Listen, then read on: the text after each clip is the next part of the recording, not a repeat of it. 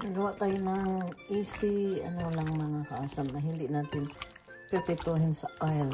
Ilagay lang natin, i-bake lang siya. Chicken, bake. But para siyang ano ba, dry na pagka ano. We'll see pag successful pa kaya tayo mga kaasam. Yan, lagyan ko na ng asin. Nilagyan ko na ng asin. Paminta or pepper. Para maanghang-anghang. Ayan. And then, easy put in the oven. And that's it.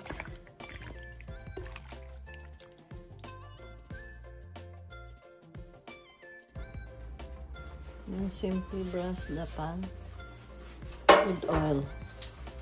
Yan ang magluluto sa kanya. May oven pa rin natin yan mga kaasa. But hindi na tayo gagamit ng prito-prito. Okay.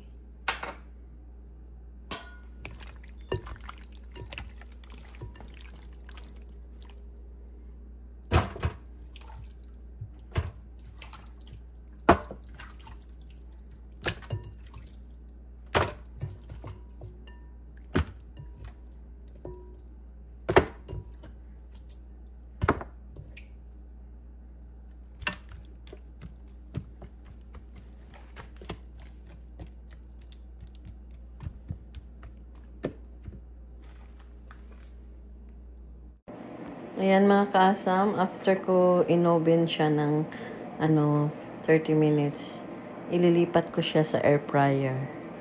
Kaya, let's go. Ayan na po ang air fryer.